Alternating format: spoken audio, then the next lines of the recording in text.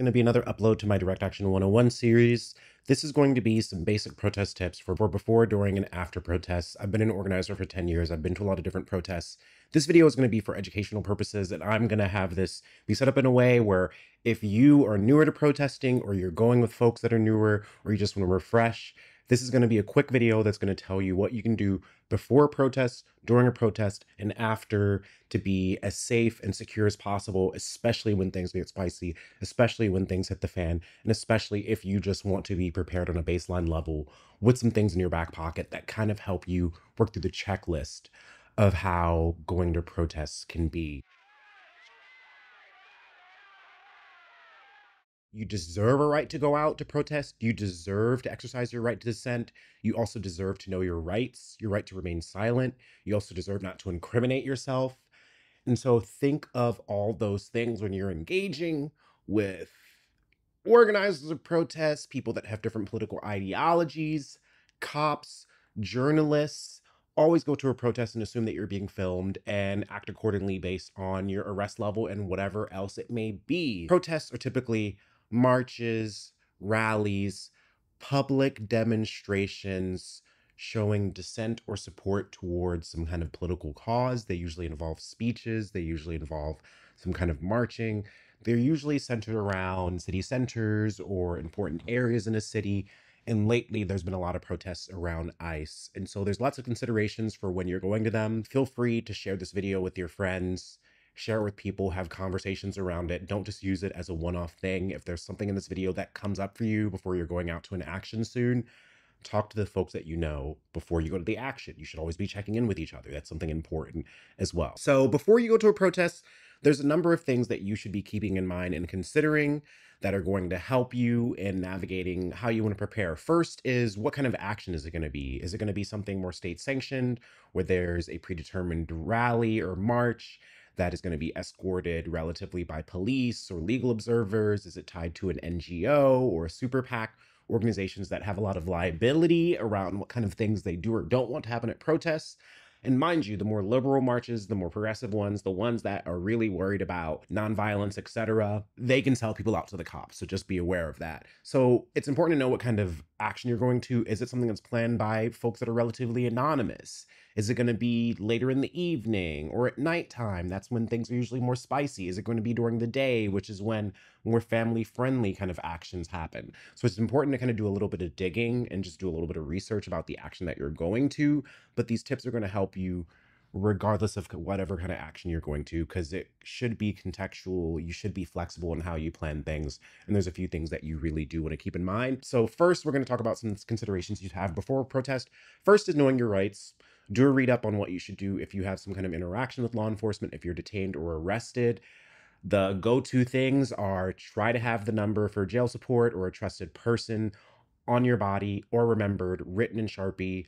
Do not talk to cops.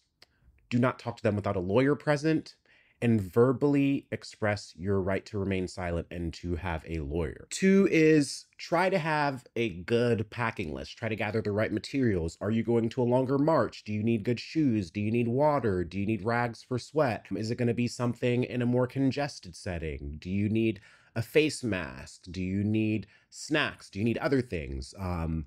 The type of march or rally is going to distinguish what you might need to bring.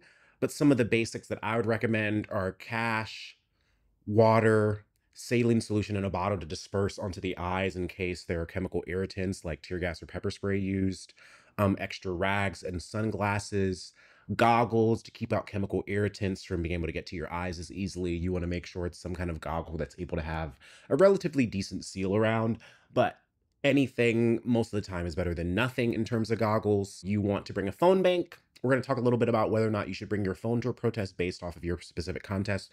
But a phone bank is helpful if there are other folks there in an emergency situation and they might need to charge their phone, or you might need to charge your phone if you choose to bring your phone, which is something that we're going to talk about. And then also sunscreen, medications with your government name on them and they're labeled properly, because if you are detained or arrested and you're going to need medication, the police typically only use medication that is like labeled by a doctor and has all the stuff on it. So make sure that is important. Bring it. or have someone who knows you also bring some of your medication with you, or leave your medication with someone back home. ID, because you probably wouldn't be able to be identified if you were detained or arrested, depending on the protest, because that means you're going to be processed theoretically a little bit faster. Earplugs to help remedy if there's flashbangs or loud noises, or LRADs being used. LRADs are loud sound systems that put off like a high frequency pitch that really bother you. Depending on how spicy things are going to get, maybe you want to bring a change of clothes, something that maybe you haven't worn online or you haven't been photographed in. Clothes that you can change into that help. Phone. Should you bring your phone or not bring your phone? A lot of folks recommend that people don't bring their phone to protests, and this is specifically because the police, one, have machines called stingrays that act as cell phone towers, and if you're within the vicinity of a stingray, your phone will connect to it as a cell phone tower, and that machine is able to get all sorts of data from your phone, whether that be calls or messages or call logs, etc. So it's a major breach of privacy and a continuous form of surveillance that is done at a lot of protests. You also want to consider not bringing your phone, because if you are detained or arrested and you have biometrics unlocking on, which is when they scan your face or your fingerprint, cops are typically allowed to just hold your phone up to your face or have you put your finger on the phone to unlock it, or they have machines that can go into your phone and enter a bunch of different passcodes, and you're able to get in that way. The longer the passcode you have, the stronger of a password you have, the better it is for the cops having a more difficult time to being able to get into your phone. Additionally, some people say, go to a protest, turn airplane mode on, turn your phone off. Airplane mode can kind of help, but it doesn't really disable all of the things that make your phone as trackable as not bringing it. And turning your phone off can help if you're being detained. It becomes harder to unlock a phone that is either off. Mostly, I think not bringing it is about privacy, or if you're doing work where you're connected to people that you don't want a shit ton of information to end up in police hands if things do go another way in the protest. It's also recommended that you bring a burner phone, a phone that you don't acquire with credit card or debit card attached to your name, that you use cash, that you attain a SIM or service for it without having to attach it to your government name, and you typically try to use a burner phone in locations that are not connected to your normal and everyday life. So don't even turn your burner phone on anywhere that you use your regular phone. Use it accordingly. In terms of not bringing your phone, this worries a lot of people. It's totally understandable. I think when we think about security and safety, there is the level of how tech can help us in terms of convenience. But in order to be more secure, we have to scrub away some of that convenience and figure out other things. So if you think about what people did before phones go to protest, what the fuck do people have to do? They had to use payphones, or they had to figure out a comms plan. Who are the 1 to 2 or 3 people in your life that you want to let know that you are going to a protest, that you are planning to be there, that there is or isn't the chance of arrest, and that there is a set time that you are aiming to be back, and to let them know you are safe by. And this can just look like checking in with your roommate, checking in with your best friend, checking in with a cousin, a trusted family member, and saying, I'm going to do this action. If I don't get back to you by this time, check in with folks that I know and make sure whether or not I'm okay. This is really important regardless if you're bringing a phone or not. It's important to have outside people checking in on you, because there have been countless times that I've been to protests. You go with a group of people, you meet up with people there, and then you're like, there's 3 people in our group missing. And then you figure out they were arrested, and you have to figure out what jails to call, what their bail is, whether or not there's a bail fund, whether or not there's legal observers, etc. These things matter in terms of looking out for each other and keeping each other safe. Depending on the action or the protest, you might want to plan strategically how you arrive or exit. Are you going to bring a car or drive in a car? There are license plate readers all around city centers, and police use these increasingly more now, and they are ways that they can go after protesters after, especially at encampments or things where people are staying a longer time. Another consideration is to take the public bus or transportation. If you're planning to arrive in a way that you're not able to be as easily detected, it's also something to consider whether or not you're going to mask up and cover your facial features so you have an even more of a sense of anonymity. But consider whether or not you're going to be driving your car, whether or not someone's going to drop you off, whether or not you're going to carpool with folks. You never leave a protest alone, because cops can try to pick people off as they're leaving, especially if you're like, just go to the bus. You're alone. Spicy shit happened earlier. Maybe you were around. Maybe you shouldn't be alone. Keep that into consideration. Try to have a buddy. If you're going with a group of people, try to have a discussion with your buddy or your affinity group. An affinity group is a group of people that come together under similar political values or tactics, and they look out for each other. Some things you want to ask before you show up to a protest is, what is your level of risk? What is your level of safety?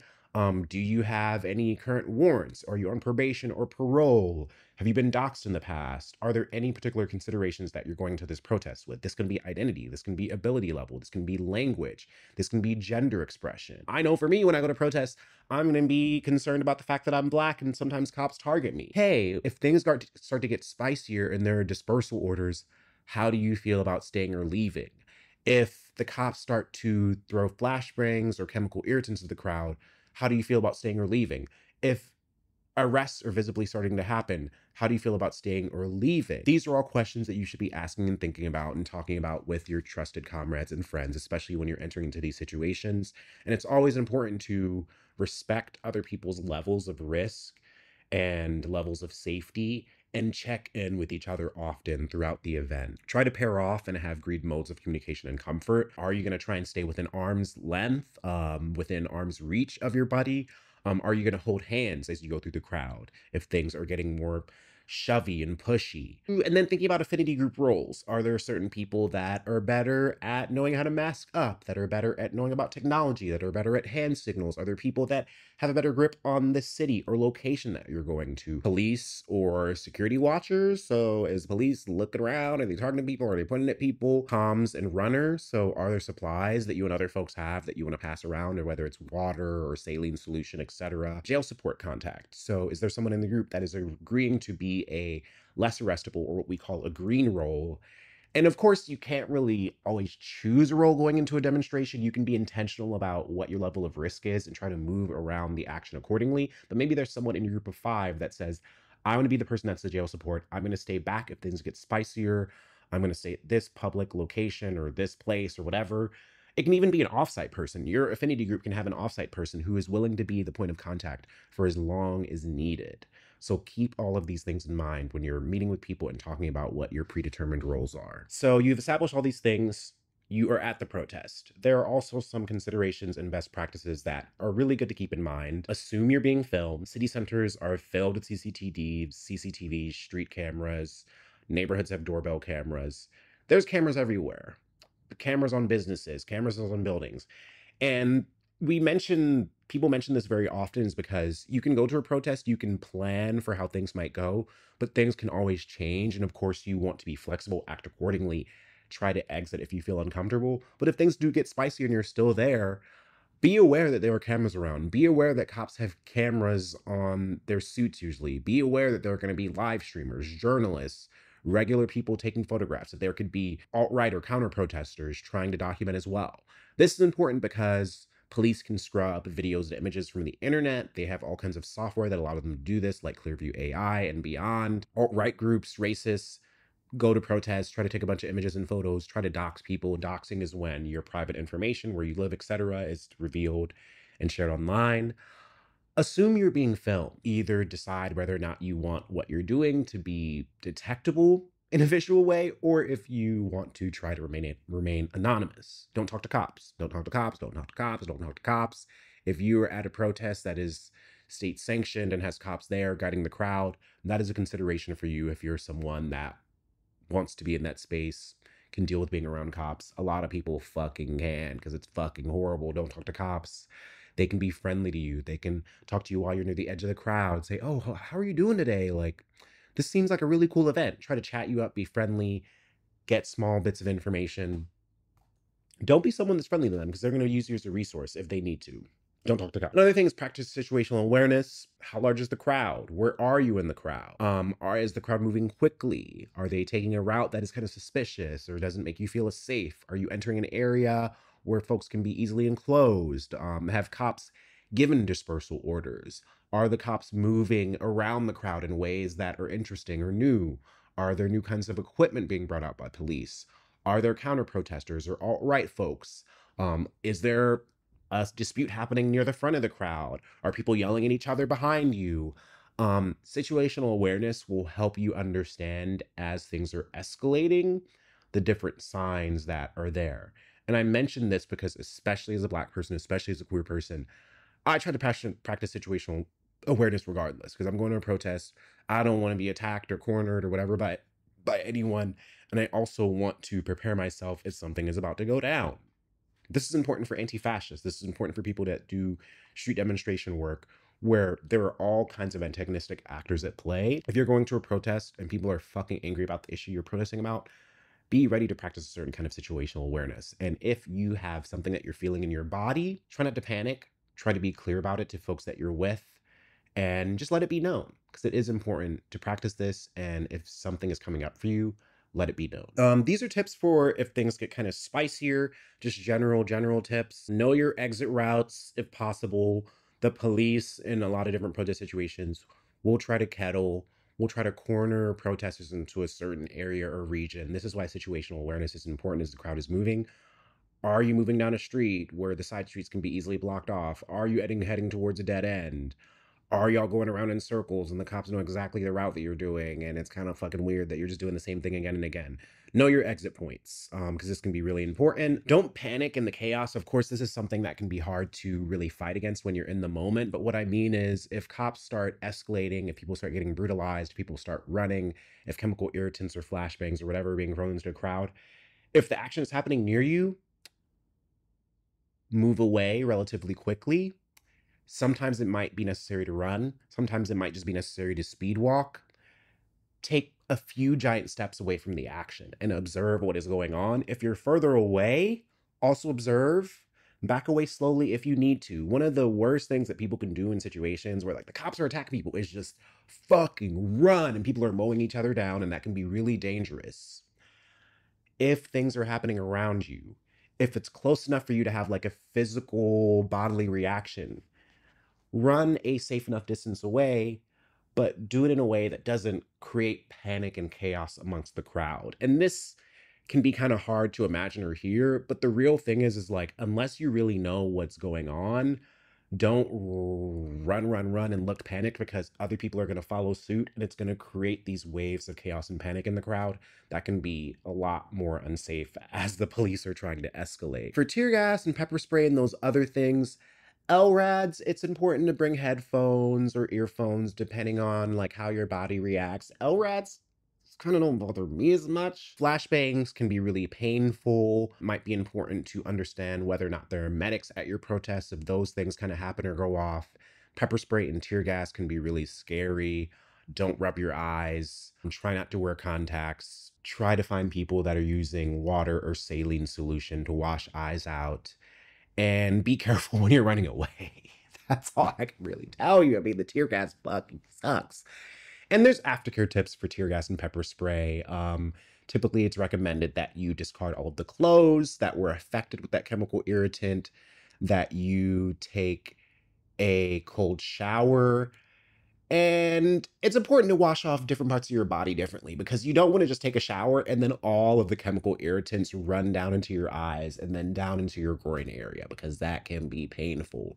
So be careful about how you wash those things off, where you store those things, because those chemical irritants can last for weeks, months, potentially even years. And there are other considerations for safety at protests where things get spicier. There can be rubber bullets, there can be batons, there can be nightsticks, people can be kettled, people can be arrested. All of those are important things to take into consideration, but what it really comes down to is look out for the people around you, understand that things can get spicy, know your exit plans, and move accordingly based on how the police are trying to target or go after the crowd. If the front lines are being attacked up there and you see the police flanking the side streets with their bikes, maybe you want to back the fuck up and figure out how you get out of the area that they're trying to kettle. These are things to think about. This is something that I've seen online. It's for people that have families or children or younger folks and are interested in going to the protests. I can't tell you what to do. I can just think about some best practices that I've seen other parents in the movement use.